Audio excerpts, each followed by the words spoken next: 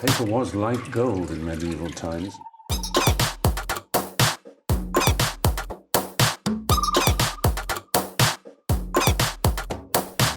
I want tobacco, sugar. That everything we thought we knew about the world might turn out to be completely wrong.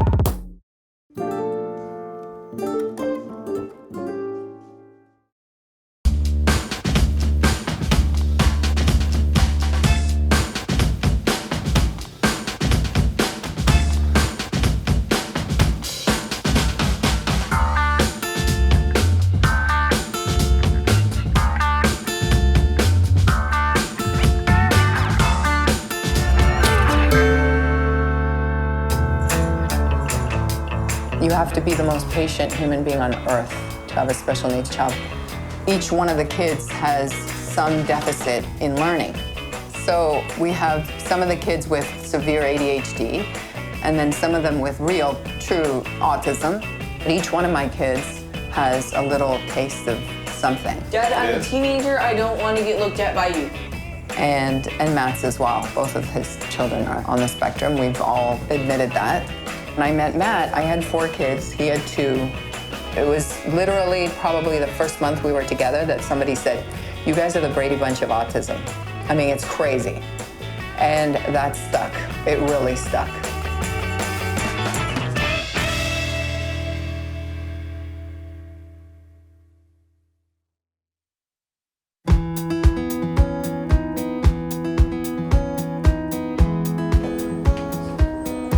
Put a piece in for Viv. We're here in the San Fernando Valley, which is really centrally located for all of our kids. This year we have 6 children in 6 different schools. But we have black mold, and so we have to relocate. Our issue that's really been kind of a complicated one is finding a house that can accommodate a family of 8 and still be reasonably affordable. Willie, you have a jacket? Yeah, it's in my room. I have a leather one. I look like an actual man in this. We're missing the 2 bigger boys this weekend, and Jake actually might be in town this afternoon, we're hoping. But Max is in Sacramento with his debate team. Pretty rough. I'll tell you, on top of all of our move that's going on, my mom had a stroke 2 days ago in Orange County. No, not 2 days, 4 days. And I've been going back and forth to Orange County, so I'm just living on pure crack right now. I'm kidding about that. And that's why we're moving right there. Yeah, we have black mold. There was like a deep, deep crease, and it just... And we saw black underneath it. Yeah, but I mean, the crease was like, you could tell it was like deep, and it was as deep as that, just the first crease, and it's just gotten worse and worse and worse. One of the long-term effects of the mold is the glands, the swollen glands, and it's hard to be an effective mom when you're tired all the time. Wolf, let's go, man. I couldn't imagine anything could be more stressful than last year with my dad passing, but this has really capped it, I think. You know, time is not on our side, so we're really rushing this move. There's different levels, and we have literally one of each. There are many beautiful things about autism, many, many beautiful, wonderful, gorgeous things about autism. But the very stark reality is that it's going to put some massive hurdles in front of the development of your child. Mm-hmm. And that is something that is not beautiful. I don't like when people just stare at me. When there's a diagnosis, you mourn what your dreams were. So, you know, for Eddie, there are certain dreams that you had for Eddie. For Will, there are certain dreams that we had for Will. For Wolf, there are dreams we have, and you know, I'm not as worried about Wolf though. But you have to mourn what your preconceived desires for your own child. You have to mourn, and then kind of morph it into you know, really kind of pushing them in the right areas where they want to be. My life was fundamentally changed when Will was diagnosed. This is kind of personal, you guys, but I have a crush. Her name's Isabella, and she's in 8th grade. She likes me. It's like she comes up to give me a hug. I'm fine with it. Please stop staring at me. That creeps me out, Dad. I love you, and I'm enjoying hearing this. No. I'm loving hearing this. I think there's something beautiful about the individual with autism. I think they're unique souls that have that often have insights into the world and where we live, and you know, it's incredible. You know, and I love sitting and talking with them. I love interacting with them, and I think I might have a little bit of it myself. Yeah, are you a gentleman with her? Yeah. Yeah? Dad, why do you care? Because you're my son, and I want you to be a gentleman. I am. I hold the door open for ladies. That's a gentleman. I help Nana out of the car. That's a gentleman. Sometimes I even hold the ladies' room door for the ladies. There's just a world in there that that I want to access. You know, that I want to be a part of. I could be a ballerina. Wanna watch? I could do a 360.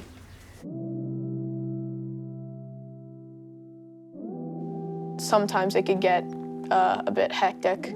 I sort of like try to ignore all the like drama about like, oh, we should get this house. No, we should get this house. No, we should get this house. Da da da. And I just try and like cover my ears and forget about it. A person who has high functioning autism is called Asperger's. And right? Well, I think that autism is now the all-encompassing thing, and I think Right, Asperger's. but Wolfie's not. Wolfie tells people to their face, like, "Oh, I have autism." He's what would have classically been labeled Asperger's when they were labeling people with Right. Asperger's. I've been trying to get straight A's for like every single year and grade that I'm in, and so far I've been doing pretty well at that. Even though the last trimester I got all A's except a B+. You know, I know what his issues are already. Cognitively, Wolfie is off the charts. There are a lot of things I struggle with. One thing in particular is a lot of times I can get extremely frustrated to the point in which I stand up, flip over, turn, walk out of the classroom. I don't want to leave it on much longer. I'll just leave it on for another hour. Let's just leave it on for another 10 minutes. I found out about hair dyeing, and like I've seen it as something very cool through YouTube, because a lot of YouTubers that I watch, almost 90% of them do a video like I dye my hair for the first time, and a lot of people do like blue and red and purple and green, and I'm like, I want to try that. I see myself as like, I wouldn't say the popular kid. Handsome selfie man here. Being popular is not really what I want. I just want to be respected and have like someone to turn to if I ever am if I'm ever feeling down or if I'm like struggling with something. I have a lot of responsibilities being the older sister. I'm always like forced to like stay in during the weekends and like have to like watch Eddie or something. Okay, everyone stay with Aviva, please. Aviva's in charge. Aviva's in charge. I could see that like just the stress of having honestly, like a lot of kids in our family with like slight disabilities, it really does put the pressure on like having to find schools and like extra help and having to like tend to their food needs and all of their little technologies that they need. And it's tough, but I know that like Matt and my mom's love is so much stronger than that. And I feel like even though they have such hardships, like it'll just improve their relationship in the end, make them stronger. Fix toes.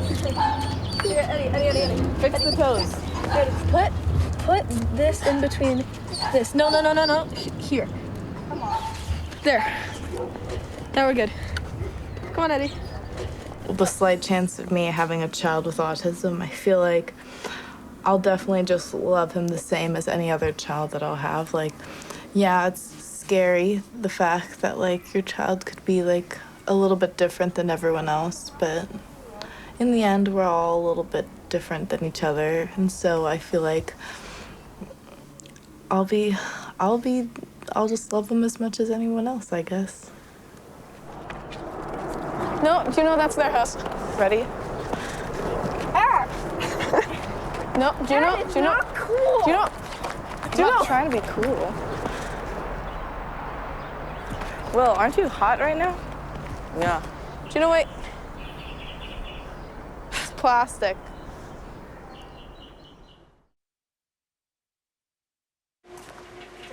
Yeah, jump in. I love being in the pool. I know you love being in the pool. It's your favorite thing in the whole wide world, huh? Eddie, he literally can be in the pool all year round. Even if it's 30 degrees out, he'll have a wetsuit on and be in the pool. So thankfully, Grandpa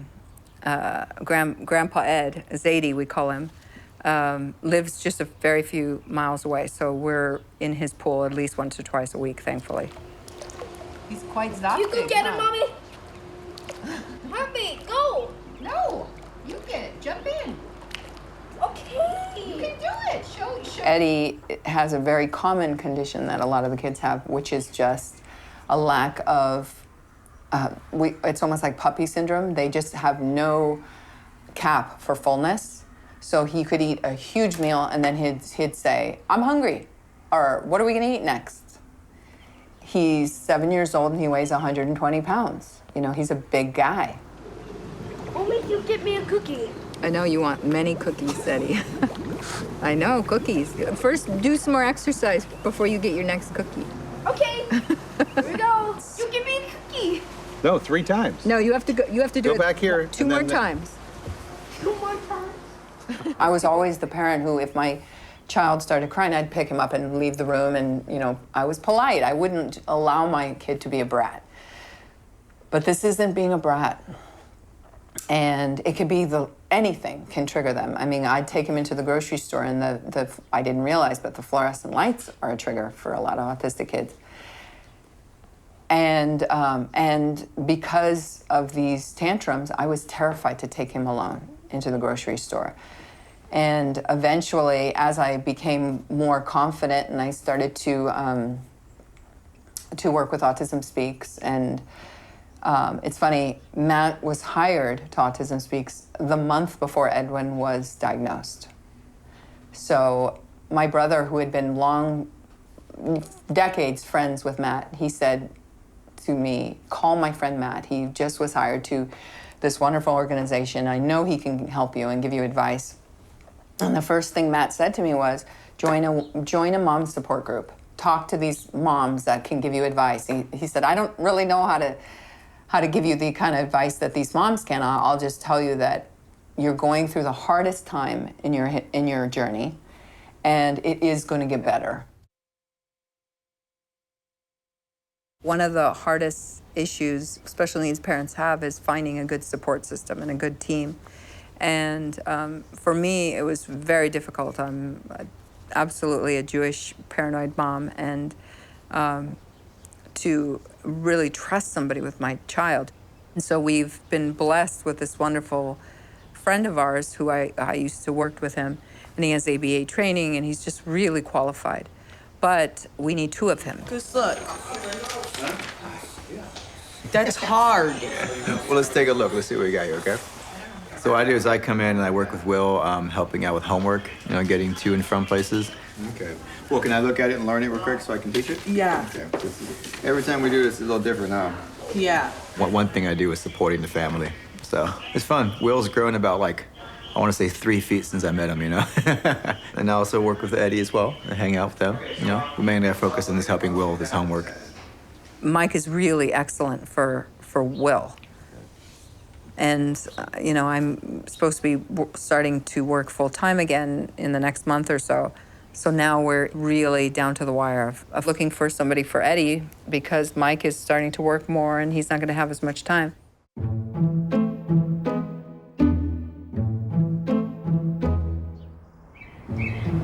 And not only is he not going to relocate us, but we have to pay for the month of March, even though we're not going to be here, or else we have to be vacated by whatever 3 days from now is. I don't want the kids to see that though. But he said that that's the next step. So, good. C'est la vie.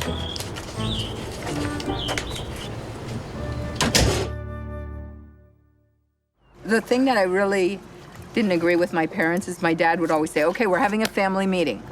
And he'd get all the kids together and he'd tell us all exactly the gravity of our situation. And I think literally my anxiety started then. The sun is up, the surf is up, and so is the Paskowitz family. And today, as every day, they're going surfing. My mom had 8 brothers and I, and a majority of our life was spent in a caravan going around the United States. Dorian Paskowitz is a 58-year-old doctor.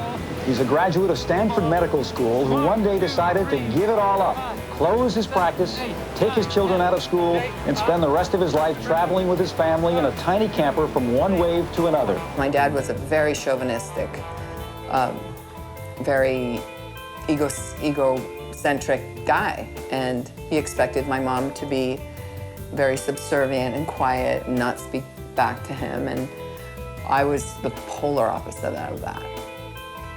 They used to call me the angry Indian. When I was about 13, my mom contracted a very serious illness. I think like 80% of people who contracted this illness died. And so my dad said to us, you kids have to take care of yourselves and each other, and I'm gonna find a cure for Mom. There was that period from about 12 to 15 that we were left on our own. I was 12 years old when this first happened. And so by the time my parents came back and said, okay, we're gonna be parents again, we said, no, we're our childhood is pretty much over. I don't know, I think I'm just instinctively made to handle a lot. I mean, I think my childhood has really brought me to the place where I am today and able to exist and not go insane or take large doses of Xanax every day.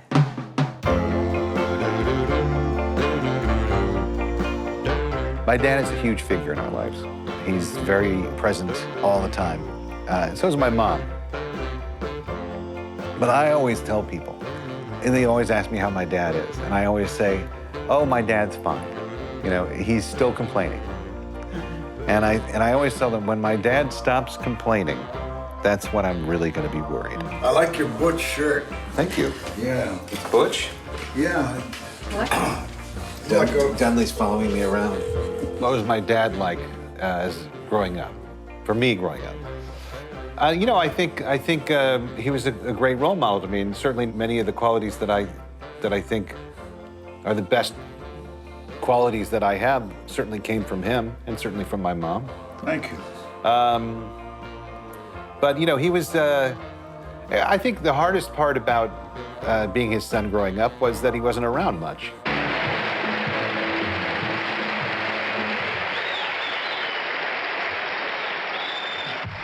The one thing I can say about my parents that's really a very much positive is I had a lot of learning disabilities when I was a kid, and they had the foresight to make sure that I got the help that I needed and pushed me in a direction, a very positive direction. And I think to that I owe them much.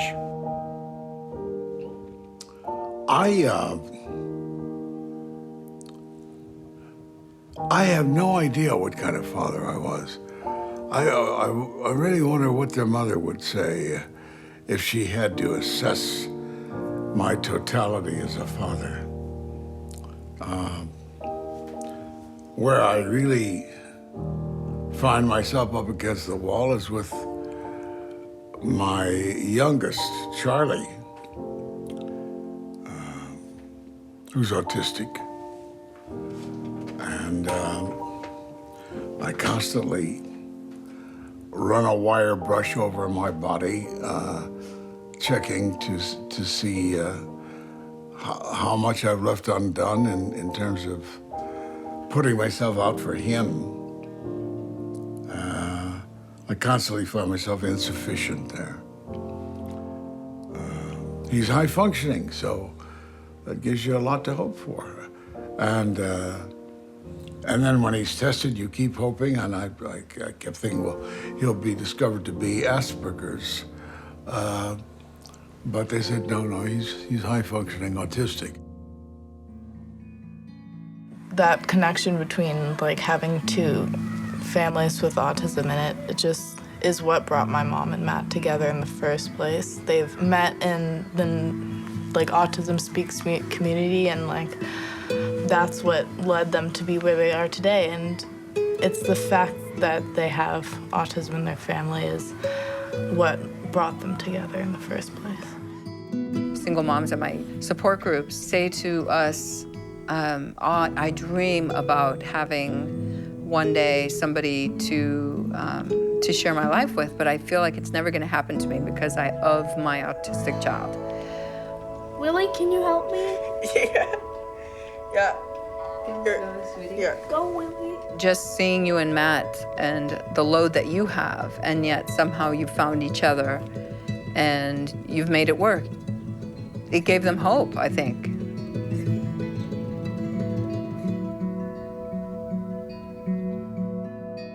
Autism Speaks started about 10 years ago. I've been here 5 years, almost 5 years.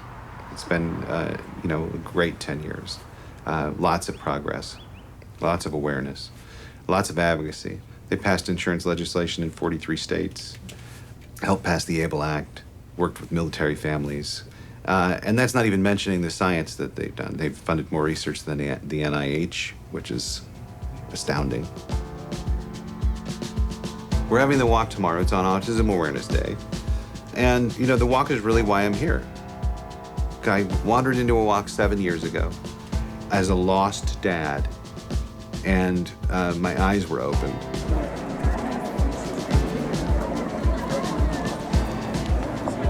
You learn about things. We have this enormous resource fair. It's huge, like 100+ tables of people who are doing these crazy, innovative things in the autism world. Wonderful things. And you'll meet a lot of people who are in this for all the right reasons, and they just are incredible people. When you're first, never mind being diagnosed, the first step is what do I do? How do I find my community, my people? This is the best place to start, because here, everyone is here. So any questions you have, they can be answered here, and you find that network, that community, but then you gotta navigate the system. And sometimes on your own as a parent, it's very difficult to understand how to access services. So that's what I do. Unfortunately, there are limited resources, and so schools aren't too forthright in offering you what your child absolutely needs, and that's when you gotta go find help. And I think a lot of families feel that that's the one day of the year that they can all get together and just kind of let loose and just relax and not have to worry, and just, if there's a meltdown, who cares? We're all together on this, and no one's gonna look at you strange. And it's everyone can come to this place and enjoy it and not have to worry. So I'm gonna ask Matt Asner to come up to the stage, and I'm going to turn it over to him. So, Matt. Thanks, Mark. Hey everyone, how you doing? Today is Autism Awareness Day. And I just want to say that you guys all helped raise today $1.35 billion, okay? And I want to say, the LA Walk continues all year long, and our goal is a year goal, and we need you to do that with us. So thank you very much. You guys are awesome. And I guess you guys can take a bow. And you guys can take a bow. We'll see you next year.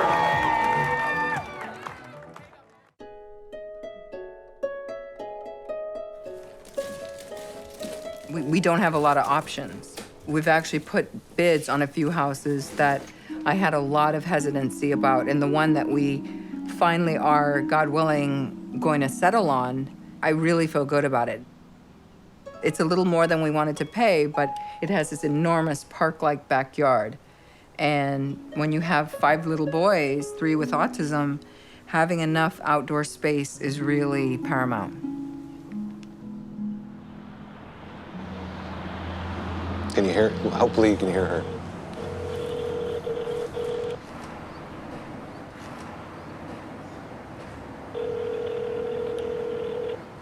Hello? Nava? Nah. Am I on speakerphone? Yeah. Can you take me off speakerphone? Hello? Hi. Hi. Okay.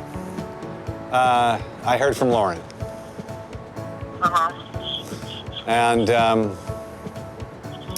unfortunately, we're gonna probably have to go down south a little late on Sunday because we've got to go sign a lease. What does that mean? That means we got it. Yes! Oh, thank God! Oh my God, are you so happy? I am. I'm so freaking relieved. Aren't you? When did they say we could move? Like, I think immediately. Oh, I'm so happy. I cannot tell you how happy I am. I think we'll have many happy memories there. God almighty. All right, I love you.